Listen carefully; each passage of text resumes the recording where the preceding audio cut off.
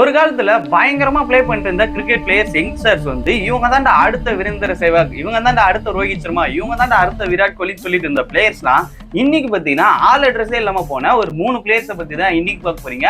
அதுலயும் நம்பர் 1 இருக்கிற பிளேயர் பத்தி உங்களுக்கே தெரியும். அவர் வந்து அன்லக்கியான பிளேயர், உங்களுக்கு பிடிச்ச பிளேயர் வேற.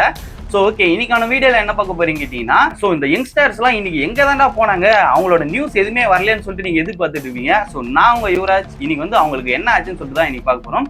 ஸோ ஓகே, நம்ம லிஸ்ட்ல ஃபர்ஸ்ட் இருக்கிற பிளேயர் யாருன்னு கேட்டீங்கன்னா Ishan Kishan. One of the best யங்ஸ்டர்னே சொல்லலாம். அவர் வந்து ஆடின ஆட்டத்தை பார்த்து எல்லாருமே அவருக்கு வந்து ஃபேன் ஆயிடுவாங்கன்னே சொல்லலாம். ஃபர்ஸ்ட் ஆஃப் ஆல் எப்படி ஒரு கரியர் வந்து ஸ்டார்ட் ஆகுதுன்னு பார்த்தீங்கன்னா, இந்தியாவுக்காக பார்த்தீங்கன்னா T20 மேட்ச்ல ஃபாஸ்டஸ்ட் டபுள் செஞ்சுரி வந்து அடிக்கிறாரு. ரோஹித் சர்மா, வீரேந்திர சேவாக் அந்த லிஸ்ட்ல பார்த்தீங்கன்னா இவர் வந்து போறாரு. அது மட்டும் இல்லாம அவங்களை தாண்டி வந்து அந்த ரெக்கார்டே வந்து பிரேக் பண்ணிட்டாரு. அன்னைக்கு இந்தியா ஹெட்லைன்ஸ்ல பார்த்தீங்கன்னா அவர் தான் வந்திருக்காரு. 131 பால்ல பார்த்தீங்கன்னா 210 ரன் வந்து அடிச்சிருப்பாரு. அது மட்டும் இல்லாம அந்த ரெக்கார்ட்ல பிரேக் பண்ணதுக்கு அப்புறம் ஆடிட்டிங்ல இவரு தான் அடுத்த கிறிஸ் கெயில், இவரை மாதிரி வந்து இவரும் வருவாருன்னு சொல்லிட்டு வந்து பேசிட்டு இருந்தாங்க.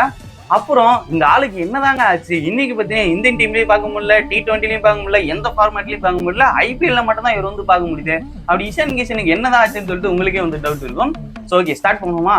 ஃபர்ஸ்ட் ஆஃப் ஆல் பார்த்தீங்கன்னா அவர் வந்து 2018ல வந்து டொமஸ்டிக் கிரிக்கெட் வந்து பிளே பண்ணிருக்காரு. செம்மையா வந்து அவர் பர்ஃபார்மன்ஸ் கொடுத்ததுனால IPL ஆக்ஷனுக்கு வந்து வராரு. அப்போதான் ஃபர்ஸ்ட் டைம் பார்த்தீங்கன்னா மும்பை இந்தியன்ஸ் 16 கோடிக்கு வந்து எடுக்கிறாங்க. அப்போதான் லைஃப் வந்து அவருக்கு வந்து சேஞ்சிங் பாயிண்ட் வந்து வருது. அப்படியே நல்லா வந்து 2019 2020 பார்த்தீங்கன்னா இஷான் கிஷனுக்கு ஒரு பெஸ்டான பீக் மூமெண்ட்னே சொல்லலாம். அந்த 2 சீசனும் பார்த்தீங்கன்னா மும்பை இந்தியன்ஸுக்காக பயங்கரமா வந்து பர்ஃபார்ம் பண்ணியிருப்பாரு. மேக்ஸிமம் அந்த 2020ல வந்து RCB அகைன்ஸ்ட் மும்பை மேட்ச் வந்து நடந்திருக்கும். எல்லா பிளேயர்ஸும் பார்த்தீங்கன்னா அவுட் ஆயிருப்பாங்க. இஷான் கிஷன் சோலோவா நின்று 99 ரன்ஸ் வந்து அடிச்சிருப்பாரு. அந்த மேட்ச்ல அவங்க ஜெயிச்சாங்க தோத்தாங்கன்னு தெரியல. அண்ட் அந்த மேட்ச் வந்து சிங்கிள் ஹேண்டடா நின்று பார்த்தீங்கன்னா ஜெயிச்சு கொடுப்பாருன்னு நினைக்கிறேன். மும்பை வந்து எப்பெல்லாம் 2019-20ல வந்து டவுன்ஃபாலா இருக்கோ சிங்கிள் ஹேண்டடா அவரோட கான்ட்ரிபியூஷன் கொடுத்து மேட்ச் வந்து ஜெயிக்க வச்சிருப்பாரு. அது மட்டும் இல்லாம 2020 பார்த்தீங்கன்னா IPL வின்னிங் டீமா மும்பை இந்தியன்ஸுக்கு வந்து முக்கிய காரணம் நம்ம இஷான் கிஷனா இருந்திருப்பாரு. நீங்களே நினைச்சு பாருங்க, மும்பை இந்தியன்ஸ்ல வந்து ரோஹித் சர்மா, ஹர்திக் பாண்டியா, கிரண் போலார்ட், அது மட்டும் இல்லாம குவிண்டன் டி காக், இவ்வளவு பெரிய பிளேயர்ஸ் எல்லாம் இருக்கிற இடத்துல ஒரு யங்ஸ்டர் வந்து பெர்ஃபார்ம் பண்றாங்கன்னா அப்ப எவ்வளவு பெரிய டேலண்டா இருக்கும் நீங்களே நினைச்சு பாருங்க. அது மட்டும் இல்லாம அந்த சீசன்ல ஹையஸ்ட் ரன் கெட்டரே அவர் தான். 145 ஸ்ட்ரைக் ரேட்ல வந்து ஆடி இருப்பாரு, வேற லெவல்ல. சோ அண்ட் நெக்ஸ்ட் பாத்தீங்கன்னா அப்படியே இந்தியன் டீம்ல இருந்து கால் வருது. ஃபர்ஸ்ட் ஆஃப் ஆல் பாத்தீங்கன்னா பங்களாதேஷ் கூட ஒரு T20 மேட்ச் வந்து ஆறாரு. அந்த மேட்ச்ல பாத்தீங்கன்னா அவ்வளோ வந்து அவர் பெர்ஃபார்ம் பண்ணல. சோ ஓகே, செகண்ட் சான்ஸ் வந்து கிடைக்குது. என்னன்னு கேட்டீங்கன்னா ஸ்ரீலங்கா கூட ODI மேட்ச் வந்து டெபியூட் பண்றாரு. அந்த மேட்ச்ல நம்ம டிசப்பாயின்மெண்ட் பண்ணாம பயங்கரமா பாத்தீங்கன்னா பிளே பண்ணி 89 ரன்ஸ் வந்து அடிச்சிருப்பாரு. ஸ்ரீலங்கா போட்டு பொழுதுட்டாரு. 145 ஸ்ட்ரைக் ரேட்ல வந்து ஆடி இருக்காரு. டேய், என்னடா ஒரு யங்ஸ்டர் இந்த ஸ்ட்ரைக் ரேட்ல வந்து பிளே பண்றாருன்னு சொல்லிட்டு எல்லாருமே வந்து ஷாக் ஆகுறாங்க. இதுக்கப்புறம் தான் ஒரு பயங்கரமான சம்பவமே வந்து தலையம் பண்ணிருக்காரு. என்னன்னு கேட்டீங்கன்னா பங்களாதேஷ் கூட வந்து மேட்ச் நடக்குது. அந்த மேட்ச்ல பாத்தீங்கன்னா 131 பால்ல 210 ரன் வந்து அடிச்சு கிழிச்சு எடுத்திருப்பாரு.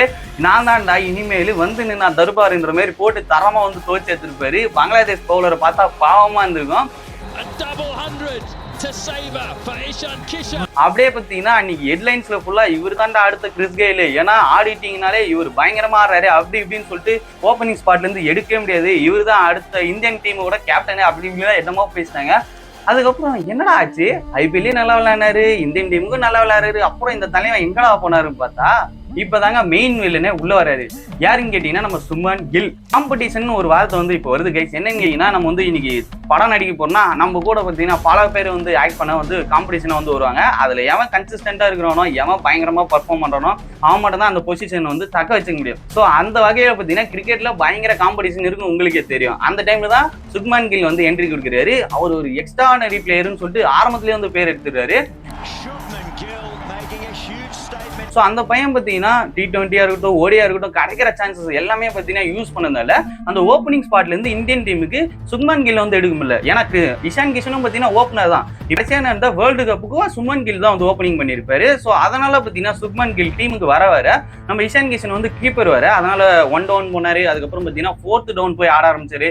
கடைசியா பார்த்தீங்கன்னா ஃபினிஷர் மாதிரி வந்து ஆகிட்டாங்க. எந்த டவுன் கொடுத்தாலும் KL ராகுல் மாதிரி போய் ஆட ஆரம்பிச்சாரு. அதுக்கப்புறம் பார்த்தீங்கன்னா தலைவன் பர்ஃபார்மன்ஸ் லோ ஆச்சு. அதனால பார்த்தீங்கன்னா இந்தியன் டீம் வந்து டிராப் பண்ணிட்டாங்க. இந்த காரணத்துக்காக மட்டும்தான் அவர் வந்து வெளியே தூக்குனாங்களான்னு கேட்டீங்கன்னா அது மட்டும் கிடையாது. இந்தியன் பிளேயர்ஸ்க்கு எல்லாருக்குமே ஆனுவல் சேலரின்னு சொல்லிட்டு ஒரு டாக்குமெண்ட்ரி இருக்கும். ஸோ அதில் வந்து India A team B team main டீமுக்கு வந்து மந்த்லி சேலரி மாரி அதில் வந்து தருவாங்க. ஸோ அதில் பார்த்தீங்கன்னா சேர் இருப்பாரு, அது மட்டும் இல்லாமல் இஷான் கிஷன் இருப்பாரு. ஸோ இவங்க 2 பேரும் பார்த்தீங்கன்னா அதில் கொடுத்துருக்கிற ரூல்ஸ் வந்து மீறனால 2 பேரையும் வந்து அதுல இருந்து வந்து பிசிசிஐ வந்து ரிமூவ் பண்ணியிருக்கோம். ரூல்ஸ் என்னன்னு கேட்டீங்கன்னா டொமஸ்டிக் கிரிக்கெட் மேட்ச் வந்து இந்தியன் டீம்ல இருக்கிற பிளேயர்ஸ் வந்து யாருமே போயிட்டு பிளே பண்ணக்கூடாது, லோக்கல் மேட்சஸ்ல பிளே பண்ணக்கூடாதுன்னு ஒரு ரூல்ஸ். ஸோ அப்படி அதை தாண்டி பார்த்தீங்கன்னா சேரும் இஷான் கிஷனும் பார்த்தீங்கன்னா பிளே பண்ணியிருப்பாங்க. அதனால வந்து இந்தியன் டீம் வந்து அவங்க வந்து ரிமூவ் பண்ணியிருப்பாங்க. ப்ரோ ஆனா சேர் பார்த்தீங்கன்னா போன இந்தியா மேட்ச்ல கூட நான் பார்த்தேனே அப்படின்னு சொல்லிட்டு வந்து எல்லாரும் கேள்வி வரும். அவரு பார்த்தீங்கன்னா ஐபிஎல் வந்து பயங்கரமா பர்ஃபார்ம் பண்ணியிருக்காரு. இந்தியன் டீம் வந்து ரிமூவ் பண்ணதுக்கு அப்புறம் ஐபிஎல் வந்து கேகேஆருக்காக பயங்கரமா பர்ஃபார்ம் பண்ணனால கேகேஆருக்கு வந்து கப்பே வாங்கி கொடுத்ததுனால அவருக்கு பார்த்தீங்கன்னா இந்தியன் டீம்ல வந்து மேட்ச் வந்து பர்ஃபார்ம் பண்றது கொடுத்துருப்பாங்க. வேர்ல்டு கப்பை வந்து பிளே பண்ணியிருப்பாரு. ஆனா நம்ம இஷான் கிஷன் வந்து டொமஸ்டிக் மேட்ச் பிளே பண்ணக்கூடாதுன்னு சொல்லி அவர் பார்த்தீங்கன்னா பிளே பண்ணனால அந்த ஆனுவல் சேலரியில இருந்து அவரை பார்த்தீங்கன்னா ரிமூவ் பண்ணியிருப்பாங்க. இது ஒரு பாயிண்டா. அண்ட் செகண்டா மெயின் பாயிண்ட் என்னன்னு கேட்டீங்கன்னா கன்சிஸ்டன்டி பேட்டிங் எல்லாமே லோ ஆயிடுச்சு. அண்ட் அடுத்ததா ஃபிட்னஸ். இந்த ஃபிட்னஸ் மட்டும் எந்த பிளேயர் கிட்டே இல்லைன்னா அவங்க வந்து இந்தியன் டீம்ல நிலைச்சு நிற்கிறது ரொம்ப கஷ்டம். இன்னைக்கு பார்த்தீங்கன்னா விராட் கோலி வந்து 40 வயசுலயும் ட்ரிபிள்ஸ் ஓட சொன்னா கூட அவரு சல்லிக்காம வந்து ஓடுவாரு, அது நீங்களே பார்த்துருப்பீங்க. அண்ட் இவரோட ஃபிட்னஸ் பார்த்தீங்கன்னா பயங்கர லோவானதுனால இந்தியன் டீம்ல வந்து ஓப்பனிங் ஸ்பாட்ல வந்து சுக்மன் கில் இருக்காரு. அது மட்டும் இல்லாமல் பர்ஃபார்மன்ஸ் தான் லோ ஆயிடுச்சு, ஃபிட்னஸ் அது மட்டும் இல்லாமல் இந்த விஷயத்துல வந்து மாட்டதுனால அவர் வந்து டோட்டலா வந்து அவுட் பண்ணிட்டாங்க பிசிசிஐ. அண்ட் இப்போ அவர் கரண்டா என்ன பண்ணிட்டு இருக்காருன்னு கேட்டீங்கன்னா வெறும் டொமஸ்டிக் மேட்ச்ல வந்து பிளே பண்ணிருக்காரு. அந்த மேட்ச்ல சாதாரணமா இல்லைங்க, வெறித்தனமா வந்து இந்தியன் டீமுக்கு நம்ம எப்படின்னா போய் ஆகணும், பல இடத்த பிடிச்சே ஆகணும்னு சொல்லிட்டு வெறித்தனமா பேய் மாதிரி வந்து விளையாட்டுருக்காரு. அண்ட் ஐபிஎல்ல எஸ்ஆர்ஹெச் போன மேட்ச் பார்த்தோம், அதுல கூட பயங்கரமா வந்து பிளே பண்ணிருக்காரு. இவங்களுக்கு எல்லாம் இருக்கிற ஒரே சான்ஸ் என்னன்னு கேட்டீங்கன்னா ஐபிஎல்ல பயங்கரமா பர்ஃபார்ம் பண்ணா மட்டும்தான் நெக்ஸ்ட் இந்தியன் டீம்ல இஷான் கிஷன் வந்து பார்க்க முடியும். எஸ் ஆப்சுவலி டேலண்ட் இருக்கு, அது வந்து ஒர்க் பிளஸ் டேலண்ட் இல்லைன்னா அவங்களால ஒண்ணுமே பண்ண முடியாதுன்னு கிறிஸ்டியானோ ரொனால்டோ வந்து சொல்லியிருப்பாரு. எஸ் ஹோப்ஃபுல்லி இஷான் கிஷன் வந்து இந்த இப்போ வர 2016 ஐபிஎல்ல பயங்கரமா பர்ஃபார்ம் பண்ணாருன்னா இந்தியன் டீம்ல பாக்குறதுக்கு வாய்ப்பு இருக்கு. ஓகே, அடுத்ததான் நம்ம லிஸ்ட்ல இருக்கிற பிளேயர் யாருன்னு கேட்டீங்கன்னா ஆரம்பத்திலே உச்ச கட்டத்தை தொட்ட ஒரு பிளேயர் தான். யாருன்னு கேட்டீங்கன்னா நம்ம பிருத்வி ஷா. பிருத்வி ஷாவோட ரஞ்சி டிராஃபி டெபியூட் மேட்ச்ல வந்து துலீப் டிராஃபி டெபியூட் மேட்ச்ல நெக்ஸ்ட் பிருத்வி ஷா இந்தியாக்காக டெஸ்ட் மேட்ச்ல டெபியூட் பண்றாரு. சச்சின் டெண்டுல்கர் அளவுக்கு பார்த்தீங்கன்னா நம்ம பிருத்வி ஷா கம்பேர் பண்ண ஆரம்பிச்சாங்க. அந்த டைம்ல தலைவன் ஓப்பனிங் டெபியூட் மேட்ச்ல பார்த்தீங்கன்னா பயங்கரமா விளையாடுறதுனால சச்சின் சேவாக் கூட கம்பேர் பண்றாங்க. ஸோ ஒரு யங் பிளேயரை இந்த டைம்ல பார்த்தீங்கன்னா இவ்வளோ ஐப் ஏத்துறாங்களே, அப்போ தலைவன் எவ்வளவு பெரிய லெஜெண்டா இருப்பாரு நீங்களே பாருங்க. இப்படிலாம் கரியரோட உச்சத்துல போயிட்டு இருந்த ஒரு பிளேயருக்கு ஆரம்ப கட்டத்திலேயே அப்புறம் எப்படி என்ன ஆச்சு, நீங்க எந்த டீம்லயே ஃபார்மேட்லயே தலைவன் வந்து பார்க்க முடியல நீங்க சந்தேகம் இருக்கும். ஒரு மனுஷன் ட்ரக், கான்ட்ரவர்சி, ஃபிட்னஸ் ஃபால்ட் இதெல்லாம் வந்து மாட்டே விடாது ஒரு பிளேயரா. எதெல்லாம் மாட்டக்கூடாதோ ஆடு வந்து தானா தலையை வெட்டுன்னு சொல்லுங்க பாத்தீங்களா, அந்த மாதிரி வந்து தலையை போயிட்டு வந்து மாட்டிருக்காரு. ஃபர்ஸ்ட் ஆஃப் ஆல் பாத்தீங்கன்னா 2019 டோப்பிங் டெஸ்ட் மேட்ச் வந்து நடக்குது. அந்த டைம்ல பாத்தீங்கன்னா ஒரு பிளேயர் வந்து ட்ரக்ஸ் எடுத்துட்டு பிளேவே பண்ணக்கூடாது, அது மிகப்பெரிய ஒரு ரூல்ஸ். அதை பாத்தீங்கன்னா தலையை வந்து பிரேக் பண்ணிருக்காரு. ரெக்கார்ட் மேக்கர்ல இவர் வந்து ரெக்கார்ட் பிரேக்கர் பிருத்வி ஷா. இவர் என்ன பண்ணிட்டாருன்னு கேட்டீங்கன்னா பிளே பண்றதுக்கு சொல்ல ட்ரக்ஸ் வந்து எடுத்து பிளே பண்றாரு அப்படின்னு சொல்லிட்டு நியூஸ் வந்து பரவ ஆரம்பிச்சிச்சு. அதுக்கு நம்ம பிருத்வி ஷா என்ன ஆன்சர் பண்ணாருன்னு கேட்டீங்கன்னா அது வந்து ஒரு காப் செருப்பு, நான் செருப்பு குடிச்சிட்டு பாத்தீங்கன்னா பிளே பண்றேன் அப்படின்னு சொல்லிட்டு வந்து சொன்னாரு. வேர்ல்டு ஆன்டி டோப்பிங் ஏஜென்சி பாத்தீங்கன்னா அது வந்து கன்ஃபார்ம் பண்ணிட்டாங்க, இல்ல பிருத்வி ஷா வந்து ட்ரக் எடுத்திருக்காரு மேட்ச் டைம் அப்போ, அதனால பாத்தீங்கன்னா அவர் வந்து நீங்க சஸ்பெண்ட் பண்ணி ஆகணும்னு சொல்லிட்டு பிசிசிக்கு வந்து ஆர்டர் போடுறாங்க. அதனால பாத்தீங்கன்னா தலைமை ஸ்டார்டிங் ஸ்டேஜ்ல 8 மாசம் வந்து சஸ்பெண்ட் பண்றாங்க. ஒரு பிளேயரா இந்த மாதிரி ஒரு அசிங்க யாருக்குமே வந்து படக்கூடாது. ஆனா அவர் பாத்தீங்கன்னா அதுல வந்து மாட்டிக்கினாரு. அண்ட் செகண்டா பாத்தீங்கன்னா February 2 அப்போ பாத்தீங்கன்னா ஒரு பார்ட்டி வந்து நடத்துறாரு அவங்க ஃப்ரெண்ட்ஸுக்கு எல்லாம் சேர்த்து, ஏன்னா அவருக்கு வந்து அப்பதான் வந்து பர்த்டே. ஸோ அந்த டைம்ல என்ன நடக்குதுன்னு கேட்டீங்கன்னா ஃபேன்ஸும் அந்த பார்ட்டிகள் வந்து ஜாயின் பண்ணிட்டாங்க. ஜாயின் பண்ணோடனே ஒரே ஒரு செல்ஃபி தலை அப்படின்னு சொல்லி செல்ஃபி எடுக்கணுன்னே இவர் காண்ட் ஆயிட்டாரு. அவங்கள போட்டு அடிக்க ஆரம்பிச்சிட்டாரு. அவங்க பாத்தீங்கன்னா அங்கிருந்து ஒரு பையன் பாத்தீங்கன்னா வீடியோ எடுத்து ரிலீஸ் பண்ணிட்டாரு. அவ்வளவுதான், தலைவன் சாப்டர் பாத்தீங்கன்னா க்ளோஸ். மும்பை ஃபுல்லா பாத்தீங்கன்னா அன்னைக்கு நைட்டே அந்த வீடியோ வந்து ஸ்ப்ரெட் ஆரம்பிச்சிச்சு. யார் சாமி இவன், எங்கிருந்து வந்திருக்கான், என்ன இந்த ஆள் இந்த அளவுக்கு கான்ட்ரவர்சில வந்து மாற்றாருன்னு சொல்லிட்டு அன்னைக்குல இருந்து பாத்தீங்கன்னா கான்ட்ரவர்சி வந்து டெவலப் ஆக ஆரம்பிச்சிச்சு. ஒரு பிளேயரா அவர் பாத்தீங்கன்னா ட்ரக்ஸ் எடுத்து மாட்டினாரு. நெக்ஸ்ட் வெளியே உலகத்திலயும் பாத்தீங்கன்னா கான்ட்ரவர்சில வந்து மாட்டுறாரு. ஸோ இது 2வது பாயிண்டா. நெக்ஸ்ட் மெயின் பாயிண்டா என்னன்னு கேட்டீங்கன்னா எல்லா கிரிக்கெட் பிளேயர்ஸும் மாட்டுறது வந்து இந்த ஃபிட்னஸ். இந்த ஃபிட்னஸ்ல வந்து மாற்றதுனால அவரோட பர்ஃபார்மன்ஸும் வந்து லோ ஆரம்பிக்குது. ஐபிஎல்லையும் பாத்தீங்கன்னா ஸ்லோ டவுன் வந்து ஆக ஆரம்பிச்சிட்டாரு. இவர் எப்பல இருந்து பாத்தீங்கன்னா இந்த இன்ஜுரியில வந்து ஆக ஆரம்பிச்சிச்சுன்னா ஸ்டார்டிங் டைம்ல இவர் வந்து டெஸ்ட் மேட்ச் பிளே ஆரம்பிச்சிருப்பாருங்க ஸ்டார்டிங்ல. அப்பயே பாத்தீங்கன்னா லெஃப்ட் ஆங்கிள் இன்ஜுரி வந்து கிடைக்குது. அது மட்டும் இல்லாம இப்ப இன்ஜுரி வந்து ஆகுது. அதனால பாத்தீங்கன்னா ஐபிஎல் வந்து நல்லா பர்ஃபார்ம் பண்ண முடியல டெல்லிக்காக. அதனால என்ன ஆகுதுன்னு கேட்டீங்கன்னா அவர் வந்து மேட்ச் வைஸா உட்கார வைக்கிறாங்க. இப்போ ஒரு மேட்ச் வந்து நல்லா பிளே பண்றாரு, அதுக்கப்புறம் பாத்தீங்கன்னா இன்ஜுரினால உட்கார வச்சிருக்காங்க. அதுக்கு பதில் இன்னொரு பிளேயர் வந்து பர்ஃபார்ம் பண்ணி அவன் இடத்த வந்து புடிச்சிக்கிறாங்க. இப்போ பும்ராலாம் வந்து இன்ஜுரி ஆனாருன்னா டோட்டலா வந்து ரெஸ்ட் கொடுத்துருவாங்க. அதுக்கப்புறம் அவர் வந்து பிளே பண்ணுவாரு. ஆனா தலைவன் பாத்தீங்கன்னா இப்ப இன்ஜுரி, லெஃப்ட் ஹேண்ட் இன்ஜுரி இப்படின்னு சொல்லிட்டு இன்ஜுரியிலே வந்து என்னடா ஒரு யங்ஸ்டர் இந்த அளவுக்கு கூட ஃபிட்னஸ் இல்லைன்னா எதுக்குடா அப்படின்னு சொல்ற மாதிரி ஒரு கேள்வி வர ஆரம்பிச்சிச்சு. அதுக்கப்புறம் தலைவனுக்கு கிடைக்கிற கடைசி சான்ஸ் என்னன்னு கேட்டீங்கன்னா ஆஸ்திரேலியா கூட ஒரு பயங்கரமான ஒரு டெஸ்ட் மேட்ச் வந்து கிடைக்குது. எல்லாரும் எதிர்பார்க்கிற ஒரு டெஸ்ட் மேட்ச். அந்த மேட்ச்ல தலைவன் வந்து ஓப்பனிங் வந்திருப்பாரு. 2 பால்ல பாத்தீங்கன்னா அவுட் ஆயிட்டு கிளம்பிட்டாரு ஸ்டார்க் ஓவர்ல.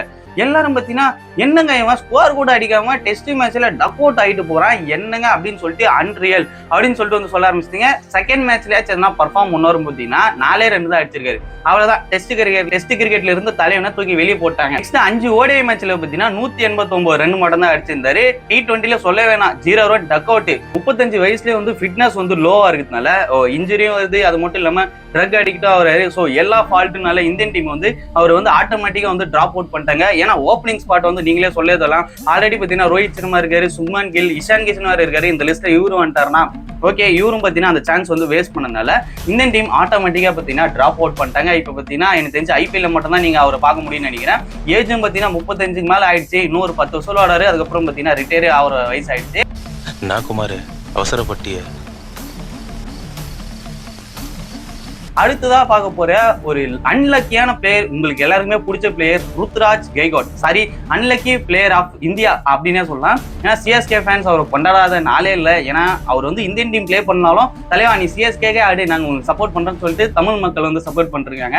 ருத்ராஜ் கெய்க்வாட் 23 T20 மேட்ச்ல பாத்தீங்கன்னா 633 ரன் வந்து அடிச்சிருப்பாரு. 1 செஞ்சுரி, 4 ஆஃப் செஞ்சுரி, 39 ரன் வந்து எப்பவுமே வந்து ஆவரேஜ் வச்சிருப்பாரு. 4வது இந்தியன் பேட்ஸ்மேன் இவர் பாத்தீங்கன்னா அந்த ஆவரேஜ் வச்சிருக்காரு. அண்ட் ஐபிஎல்ல பாத்தீங்கன்னா எக்ஸ்ட்ரார்டினரி சீசன் சிஎஸ்கேக்காக பாத்தீங்கன்னா பயங்கரமா பர்ஃபார்ம் பண்ணிருக்காரு. அப்படியே இருந்தாலும் ஸ்ரீலங்கா சீரீஸ்ல நாட் செலக்டட், அது மட்டும் இல்லாம நியூசிலாந்து சீரீஸ்ல நாட் செலக்டட், அண்ட் இந்தியா டீமோட வேர்ல்ட் கப்லயும் நாட் செலக்டட். அப்படி ருத்ராஜ் கெய்க்வாடுக்கு என்னதாங்க ஆச்சு? அன்லக்கி பிளேயரா உண்மையிலேயே? அப்படி எதனால இந்தியன் டீம் வந்து அவர் எடுக்கலன்னு சொல்லிட்டு இன்னைக்கு பார்க்க போறோம். ருத்ராஜ் கெய்க்வாட் ஸ்டார்டிங் டைம்ல பாத்தீங்கன்னா டொமஸ்டிக் கிரிக்கெட்ல வந்து பயங்கரமா பிளே பண்ணதுனால 2018 சிஎஸ்கே வந்து 20 lakhsக்கு வந்து ஐபிஎலுக்கு பை பண்றாங்க. அவர் வந்து நல்ல பிளேயர், குவாலிட்டி இருக்குன்னு சொல்லிட்டு அவர் வந்து பிராக்டிஸ் செஷன்ல எடுத்து போறாங்க. டைரக்டா டோனி கிட்டலாம் அவர் வந்து பேச ஆரம்பிச்சிட்டாரு. பிராக்டிஸ், ட்ரில், டிசிப்ளின் எல்லாமே இந்த பையன்கிட்ட இருக்கு. ஸோ இந்த பையனுக்கு வந்து சான்ஸ் கொடுப்போம்னு சொல்லிட்டு அவர் வந்து நெக்ஸ்ட் சீசன் 2020 வந்து பிளே பண்ண வைக்கிறாங்க. அவருக்கு பெஸ்ட் ஐபிஎல் சீசன் அந்த சீசன் தான். அது மட்டும் இல்லாம நல்லா பிளே பண்ணி எம்எஸ் தோனியை வந்து இம்ப்ரெஸ் பண்ண வச்சிருப்பாரு. தொடர்ந்து 3 மேட்ச்ல பாத்தீங்கன்னா 3 ஆஃப் செஞ்சுரி, அது மட்டும் இல்லாம நாட் அவுட்டா வந்து மேட்ச்ல வந்து முடிச்சு கொடுத்திருப்பாரு. அது ஓப்பனிங் ஸ்பாட்ல இறங்கி. ஸோ இந்த பிளேயர் பாத்தீங்கன்னா பயங்கரமா பர்ஃபார்ம் பண்ணனால இந்தியன் டீம்ல இருந்து ஒரு கால் வருது 2021 ஜூலைல வந்து. அந்த டைம்ல T20 மேட்ச்ல வந்து டெபியூட் பண்றாரு. 21 ரன்லயே பாத்தீங்கன்னா அவுட் வந்து ஆயிராரு, வேஸ்ட் பண்ணிட்டாரு. அண்ட் அதுக்கப்புறம் 2021 ஐபிஎல் பாத்தீங்கன்னா கிரேட்டஸ்ட் சீசன் பாத்தீங்கன்னா நம்ம ருத்ராஜ் கெய்க்வாட். என்னதான் இந்தியன் டீம்ல கிடைச்ச சான்ஸ் வேஸ்ட் பண்ணாலும் அண்ட் 2021 ஐபிஎல் பாத்தீங்கன்னா பயங்கரமா பிளே பண்ணி அந்த சீசன்லயே அவர் தான் ஹையஸ்ட் ரன் கேட்டரா இருந்தாரு. அது மட்டும் இல்லாம சாம்பியன்ஸா வந்து ஆகியிருக்காரு. அண்ட் அகைன் பாத்தீங்கன்னா இந்த யங்ஸ்டருக்கு ஒரு சான்ஸ் வந்து கிடைக்குது. நல்லா பிளே பண்றதுனால இந்தியன் டீமுக்கு அகைன்ஸ்டா யார விடும் பாத்தீங்கன்னா ஆஸ்திரேலியா. ரொம்ப கஷ்டமான டீம் கூட தான் இந்த யங்ஸ்டர்ஸ்க்குலாம் வந்து சான்ஸ் கொடுத்து டெஸ்ட் வைப்பானுங்க இந்த பரதேசி பசங்க. தலைவன் பாத்தீங்கன்னா ஃபர்ஸ்ட் மேட்சை வந்து டக் அவுட் ஆயிடுறாரு. எதனாலும் கேட்டீங்கன்னா ஜெய்ஸ்வாலை வந்து ரன் அவுட் பண்ணிடுறாரு. ஸோ அந்த சான்ஸ் பார்த்தீங்கன்னா தலைவன் வந்து வேஸ்ட் பண்ணிடுறாரு. இந்த மாதிரி சான்ஸே வேஸ்ட் பண்ணிட்டு இருக்காரு நினைச்சு சொல்லதான். T20 மேட்ச்ல அடுத்து இருக்கிற 3 மேட்சும் பயங்கரமா வந்து பிளே பண்ணிட்டாரு. அதுல ஒரு செஞ்சுரியா வந்து அடிச்சிருக்காரு. ஆஸ்திரேலியா பிளேயர்ஸே ஒரு மிரள விட்டாருன்ற மாதிரி ஆகிட்டாரு கடைசியில. அந்த T20 மேட்ச் வந்து பயங்கரமா பிளே பண்ணதுனால அடுத்ததா பாத்தீங்கன்னா ODI மேட்ச்சுக்கு ஒரு சான்ஸ் கிடைக்குது சவுத் ஆப்பிரிக்கா கூட. தலைவன் எப்படி போன மேட்ச் நல்லா விளையாடுனாரு, இந்த மேட்ச் கிளிப்பாருன்னு பார்த்தா உண்மையிலே கிளிச்சிட்டாருங்க. ஒண்ணுமே பர்ஃபார்ம் பண்ணல. அதனால பாத்தீங்கன்னா ODI மேட்ச்ல வந்து டிராப் அவுட் பண்ணிட்டாங்க. என்னங்க இந்த பையனுக்கு வந்து ODI பிளே பண்ண தெரியலன்னு சொல்லிட்டு 6 மேட்ச்ல வந்து ஒரே ஒரு செஞ்சுரி மட்டும் தான் அடிச்சிருந்தாரு. பேட்டிங் வந்து ரொம்ப முக்கியமான பர்ஃபார்மன்ஸ். அதனால பாத்தீங்கன்னா ODIல இருந்து ருத்ராஜ் கெய்க்வாட் அவரோட சான்ஸ் வந்து வேஸ்ட் பண்ணிட்டாரு. சோ அதே சீசன் ஐபிஎல்ல பாத்தீங்கன்னா பயங்கரமா வந்து பர்ஃபார்ம் பண்றாரு.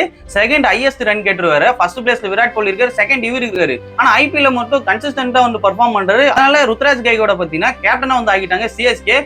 இந்த மாதிரி பாத்தீங்கன்னா ஒரு பிளேயர் வந்து பர்ஃபார்ம் பண்ண ஆரம்பிச்சா ஆனா இந்தியன் டீம்னு வர சொல்ல தலையும் பாத்தீங்கன்னா சான்ஸ் வந்து கோட்டை விட்டுறாரு. அதுக்கப்புறம் T20 வேர்ல்ட் கப்புக்கு வந்து ஸ்குவாட் அனௌன்ஸ்மெண்ட் வந்து விட்டாங்க. அதுல பாத்தீங்கன்னா ருத்ராஜ் கெய்க்வாட் நேமே காணும். ஃபேன்ஸ் எல்லாம் பாத்தீங்கன்னா செதறிட்டாங்க. எவ்வளவு பெரிய ஆப்பர்ச்சுனிட்டியும் அவங்களுக்கும் தெரியும். ஆனா அதுல பாத்தீங்கன்னா ருத்ராஜ் கெய்க்வாடோட பேரே கிடையாது. ஆல்ரெடி ஓப்பனிங் ஸ்பாட் பாத்தீங்கன்னா விராட் கோலியும் அந்த T20ல வந்து ஓப்பனிங் ஆடி இருக்காரு. ரோஹித் சர்மா இருக்காரு. அது மட்டும் இல்லாம ஜெய்ஸ்வால் இருக்காரு. ஸோ அவங்க எல்லாருமே பார்த்தீங்கன்னா பயங்கரமா ஓப்பனிங் ஸ்பாட்டுக்கு வந்து ஃபைட் பண்றாங்க, நல்லாவும் வந்து ப்ளே பண்றாங்க. அதான் நீங்க பிரச்சனையே, யாரனா ஒருத்தர் டவுன் இருந்தா கூட இவருக்கு சான்ஸ் கிடைக்கும். ஸோ அதனால பார்த்தீங்கன்னா ஓப்பனிங் ஸ்பாட்ல இடமே கிடையாது. ஏன்னா அது மட்டும் இல்லாம சுமன் கில்லும் பார்த்தீங்கன்னா ஓப்பனிங்ல வந்து நல்லா விளையாடுறாரு. ஜெய்ஸ்வாலும் வந்து பார்ட்னர்ஷிப் போட்டு சூப்பரா வந்து ப்ளே பண்றதுனால ஓப்பனிங்ல சான்ஸே கிடைக்காத மாதிரி வந்து போயிடுச்சு.